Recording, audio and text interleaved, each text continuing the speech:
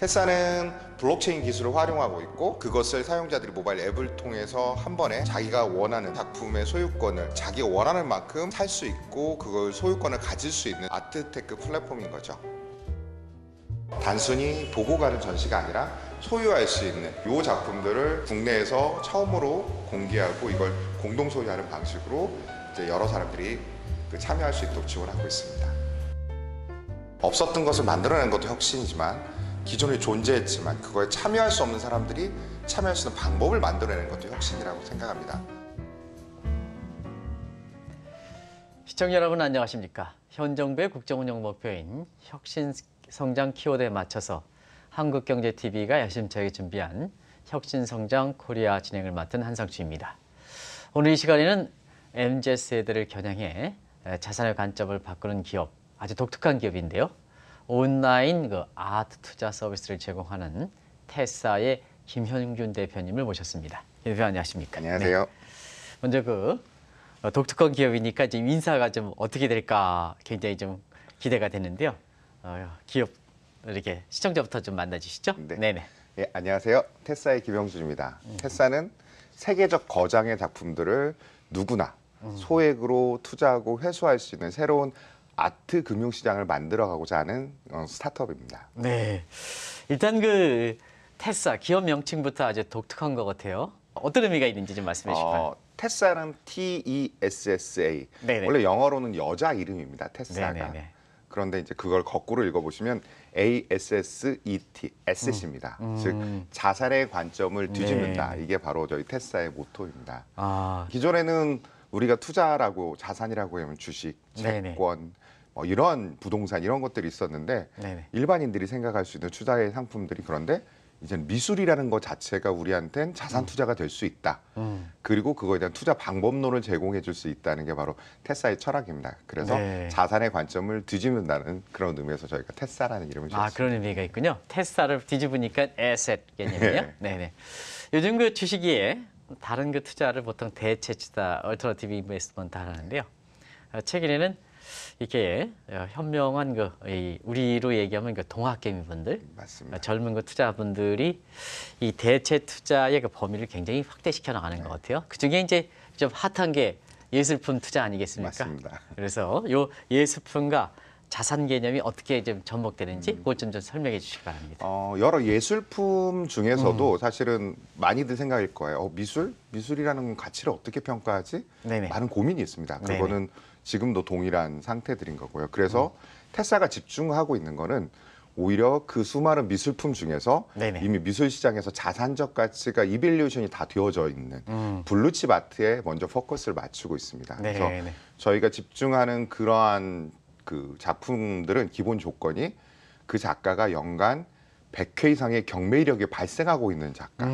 그렇다면 글로벌로 보면 글로벌 탑 150위 안에 들어가는 작가들입니다. 네네네. 그러면 경매 데이터들이 많이 존재하니까 그 데이터를 기반으로 실제 이 미술 작품의 가치, 성장세가 얼마나 되는지를 수치화해낼 수 있거든요. 네네네. 그러니까 저희가 대중한테 이걸 세일즈를 해야 하기 때문에 그걸 수치로 설명할 수 있는 미술품을 이제 투자 상품으로 만들어내는 것이 바로 저희 테사의 역할입니다. 그렇다면 자 보통 이제 이렇게 순위에 들어가는 네, 이른바 우리들이 얘기하면 검증된 네 맞습니다. 이런 작가들의 이렇게 작품이라면 아무래도 고가지 않습니까?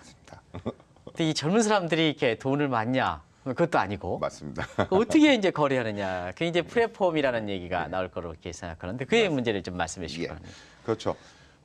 일단 그런 자산이 투자적 가치가 높다는 거는 이미 다 검증되어 있는 사실들입니다. 네네. 지표를 봐도 주식의 S&P 500이랑 비교해 봐도 더 높은 성장세와 꾸준한 성장세를 가지고 있는 게 이런 블루칩 아트라고 얘기하는 네네. 것들인데 그 블루칩 아트는 소위 미술 시장에서 투자적 가치가 있다고 한다면 최소한 3천만 원이 넘어야 합니다. 네네 그렇죠. 근데 일반인들이 3천만 원을 한 번에 돈을 쓸 수가 없죠. 네네. 그래서 테사에서 제공하는 솔루션은 바로 그 미술품을 소유권을 나누는 겁니다. 비싸니까 네네. 여러 사람들이 공동 소유할 수 있도록 그걸 기술적으로 법률적으로 플랫폼을 만들어서 지금 제공하고 있습니다. 그러다 네. 보니 저희 플랫폼 통해서 일반 사용자들이 저희와 공동 계약을 맺고 전자적으로 공동 계약을 맺고 본인의 소유권을 자기가 낼 수 있는 금액만큼 1,000원부터 시작해서 뭐 1,000만 원까지 네네. 다양하게 본인의 의사대로 소액 투자를 할 수 있도록 지원하고 있습니다. 네.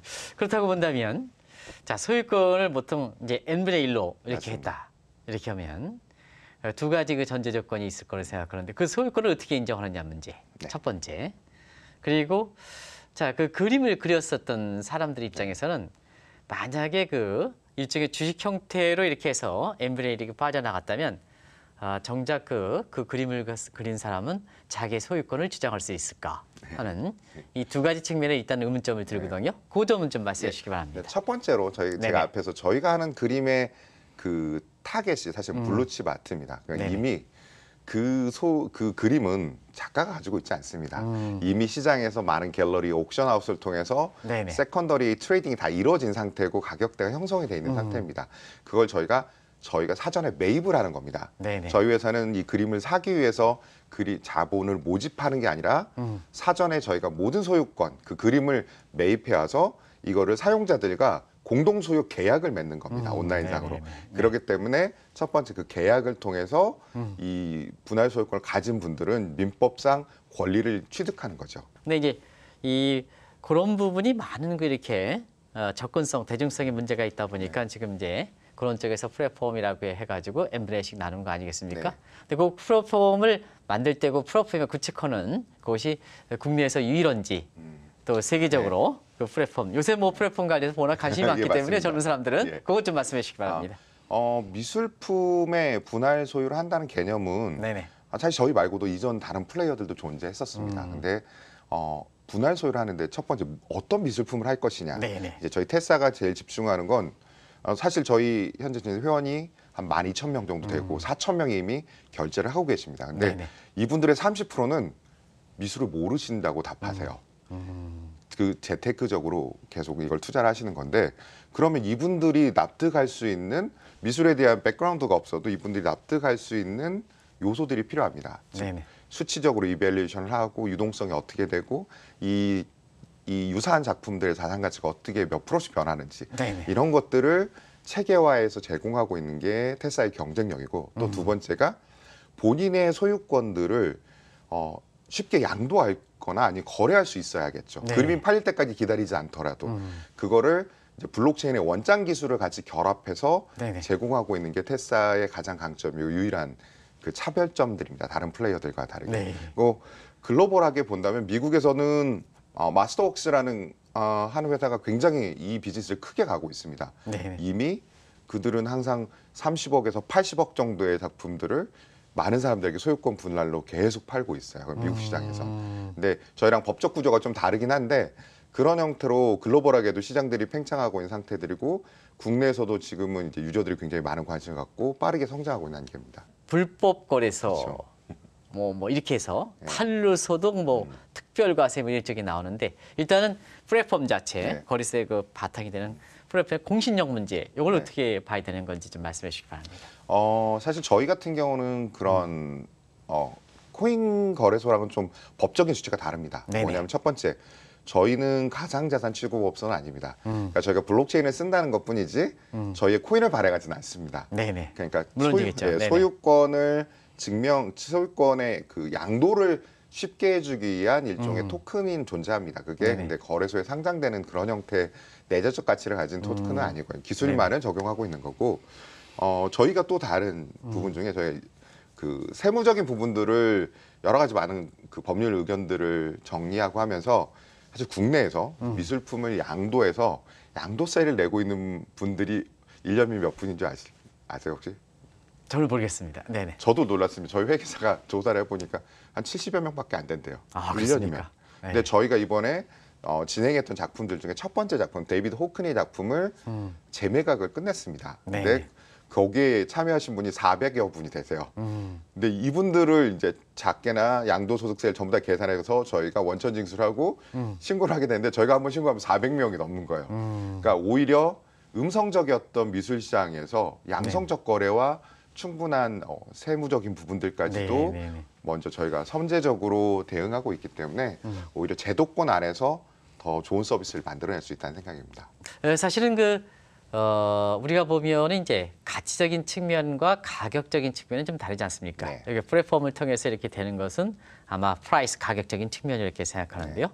뭐 가치는 그래서 신뢰성 있는 그 가치 문제는 아까 말씀드렸던 검증된 그림이 되겠다는 측면인데, 자, 그러면 이제 조각조각 내서 유통을 하려면 그때그때 변하는 인덱스가 좀 있어야 될 거를 생각하는데요. 그것이 이제 잣대가 돼야 되는 거 아니겠습니까? 무형의 가치가 있을 때는. 그런 측면에서 그런 인덱스 같은 거 이런 것도 이제 같이 겸해야 사실 이 플랫폼이 활성화될 거 이렇게 보이는데요. 그런 측면을 좀 말씀해 주시기 바랍니다. 이게 저희의 약간 좀 프로세스랑 좀 결부해서 설명을 드리면 네네. 사용자들은 처음에 저희가 이제 미리 매입해온 작품들을 저희가 이밸류에이션을 하고 여러 네네. 가지 저희는 이걸 투자 리포트라고 부르는데 네네. 이 작품에 대한 가치 변동성 여러 가지 것들을 이제 공개를 합니다. 그리고 사용자들이 그거에 대해서 그 공모를 같이 참여하게 되는 거죠. 주식의 공모하고는 좀 다릅니다. 본인이 소유권 원하는 만큼 사는 거니까요. 네네네. 사고 나서 그 다음에 기본적으로는 그림이 팔릴 때까지 기다리게 되는 건데 근데 그 중간에 엑시스를 할 수 있는 마켓플레이스를 저희가 제공해 드립니다. 그러면 사용자들끼리 서로 그 자기의 지분권을 사고 파는데요. 그럴 때 이제 어떤 기준치가 있어야 하잖아요. 물론 뭐 미술시장에도 호재라는 게 존재합니다. 이러면 갑자기 뭐 바스키아의 작품이 굉장한 가격에 낙찰이 됐다든가 그러면 이 작가의 그 밸류와 브랜드 밸류와 작품의 가치 변동성을 연동을 합니다. 그러니까 네네. 그런 거가 있으면 다른 작품들도 가격이 같이 오르거든요. 그런 내용들 마치 주식시장에서 공시를 해주는 것처럼 그런 중요한 요소들 같이 업데이트를 해주고요. 또 하나가 앞에서 설명드렸던 것처럼 저희가 하고 있는 모든 작가들은 연간 100회 이상 경매가 일어납니다. 네네. 그러면 한 달이면 10번 이상 경매가 있다는 거죠. 그 작가에 대한 데이터가 네네. 10번, 20번이 나타나게 되는데 그걸 기반으로 이 작품과 유사한 작품들의 이 변동성들이 나타나면 그걸 다시 수치화해서 저희는 현재 아직 그 공동 소유로 가지고 있는 작품 팔지 않았기 때문에 네네. 수익이 나오지 않은 상태지만 이거에 대한 그 이밸류에이션 정보들을 계속해서 저희가 업데이트를 해드리게 됩니다.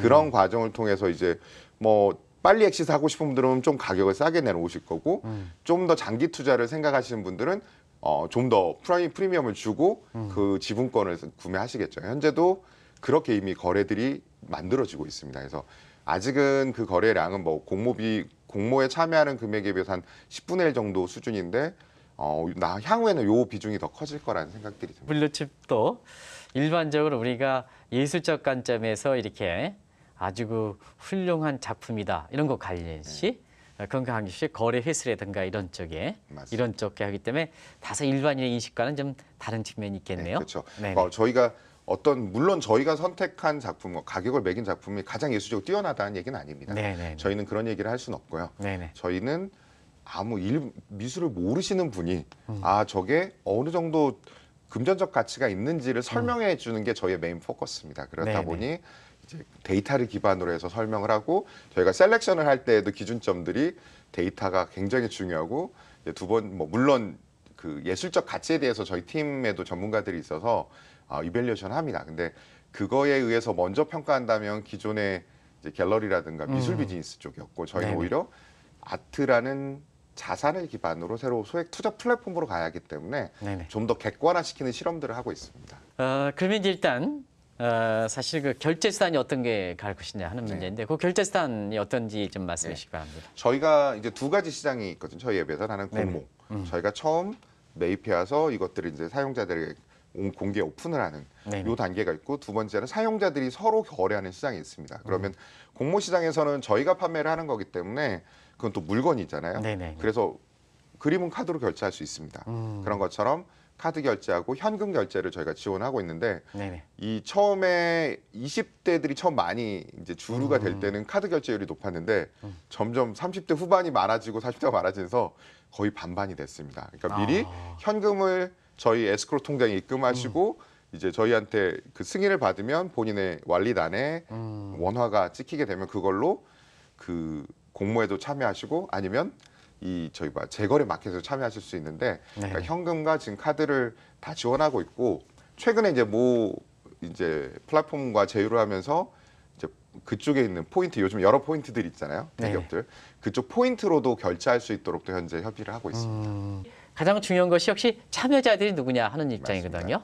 그 참여자의 그 이렇게 그 구성 성분이라든가 이걸 개괄적으로 물론 네. 프라이버시 문제가 있기 때문에 개괄적으로 좀 또 추세가 어떤지 네. 이것 좀 말씀해 주시기 바랍니다. 네, 처음에 저희가 서비스를 런칭했을 때는 네네. 그 미술을 좋아하시는 분들이 주류였습니다.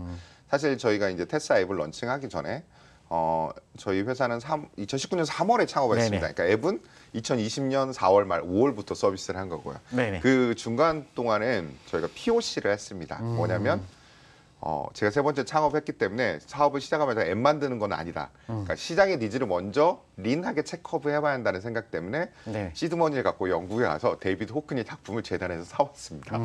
그리고 오프라인 행사를 열어봤어요. 일반인들에게. 네. 근데 거기에 350분이 오신 거예요. 강남에 이제 카페에서 열었는데 오셔서 저희 이제 작품도 보시고 저희의 개념도 설명을 듣고 그때는 아무런 시스템이 없을 때 카드 결제기 이렇게 놓고 거기서 150명이 줄을 서서 그냥 이렇게 서명을 하고 이렇게 양식에다가 이름과 신상 정보를 적고 결제를 하고 돌아가셨습니다. 그리고 네네.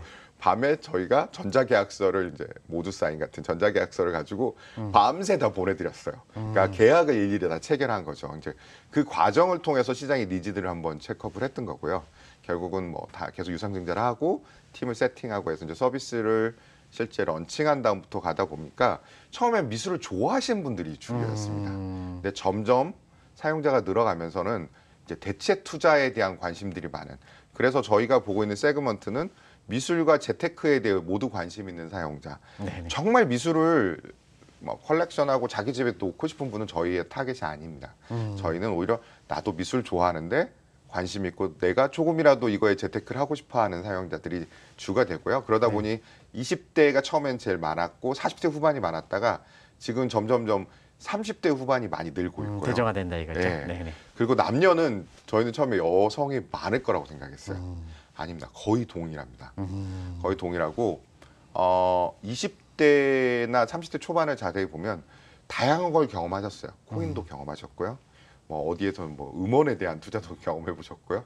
그러니까 다양한 이런 대체 투자들을 관심 있고 시도하시는 분들이 참 많다는 생각들이 들고요.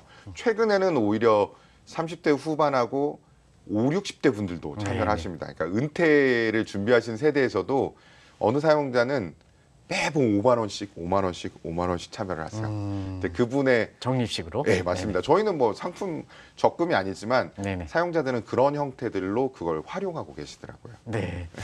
그럼 이제 예술품이라든가 이런 거 보면요. 우리가 투자를 하더라도 그래도 뭐 예를 들어서 10,000원 투자하더라도 예술품은 다른 주식과 다른 거는 좀 걸어놓는 맛이 있어야 되지 않습니까? 맞습니다. 그죠? 예. 그런 측면에서 좀 많은 그 복제품을 좀 만들어 가지고요. 좀 하나씩 그 주주가 될 때마다 하나씩 좀 줘야 되는 거 아니겠습니까? 그 생각 어떻게 하십니까?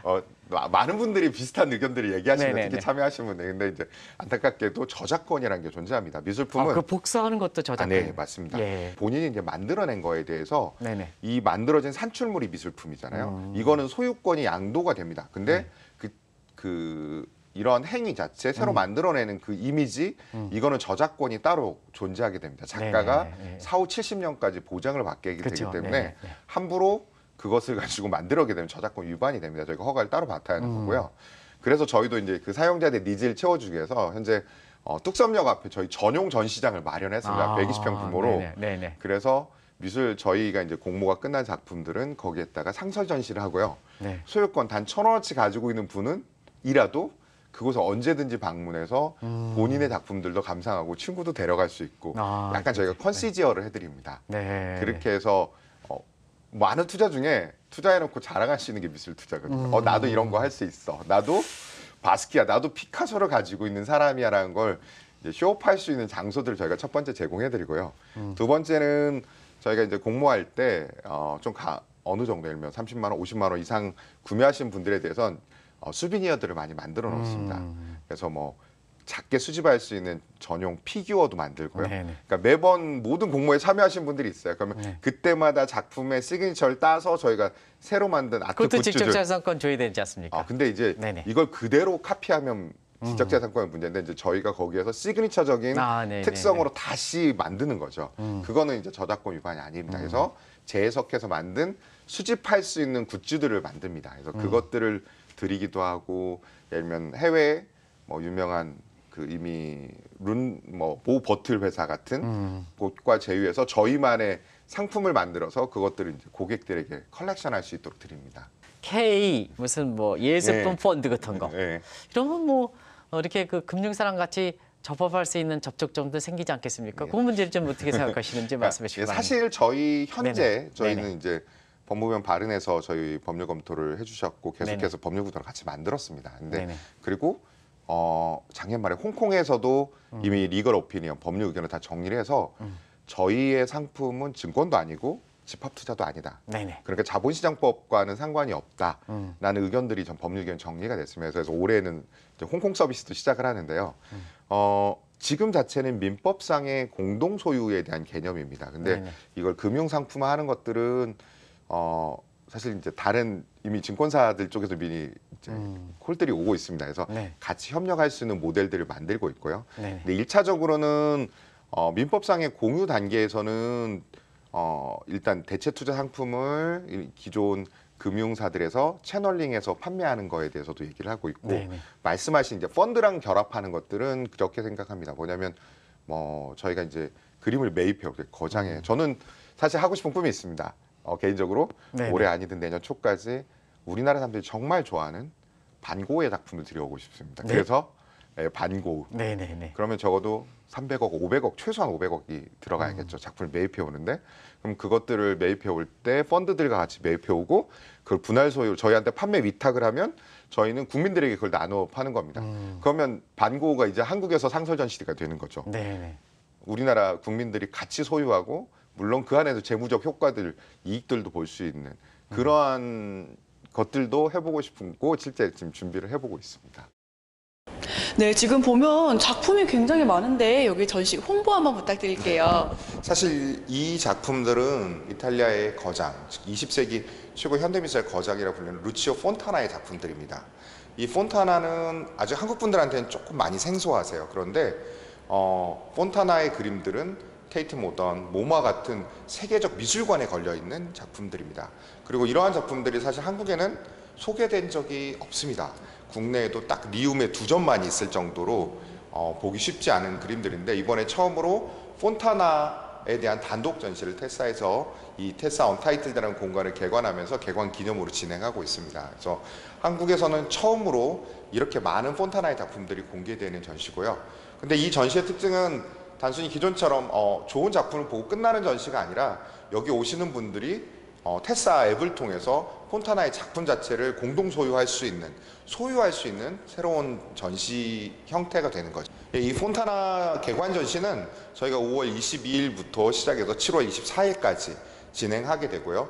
그때는 특별한 어떤 티켓을 구매하는 것보다 테사에서 이 작품들에 대한 분할 소유권을 한 개라도 가지고 있는 분들은 무료로 관람하실 수 있도록 지원하고 있습니다. 이렇게 코로나에 여러 가지로 좀 스트레스 많이 받았을 때 단순히 투자 이외에 네. 이렇게 좋은 그림을 그리는 것도 청량제 역할을 하는 거 아니겠습니까? 맞습니다. 특히 이 청량은 대중들이 즐기지 못하는 청량이기 때문에 나름대로 좀 네. 그런 쪽에 돼서 그런 쪽에 사회적 기능도 좀 해주시기 바랍니다. 우리 국민들이 좀 코로나로 인해서 너무 좀 이렇게 스트레스들이 많은 것 같습니다.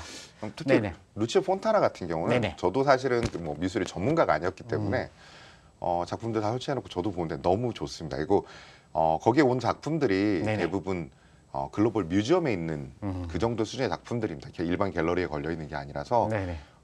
한국에서는 그렇게 공개하는 게 처음이고 그래서 많은 분들이 방문하시고 또 재밌게 즐길 수 있으면 좋겠습니다. 마지막으로 시청자님한테 한 말씀 좀 하시고 마무리하도록 하겠습니다.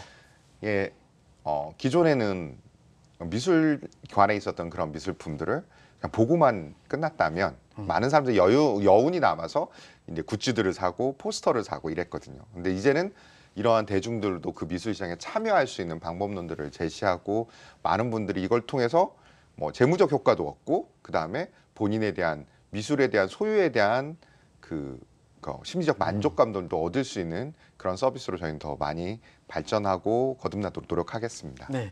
오늘 그 어렵게 나오셔서 또 많이 배웠습니다.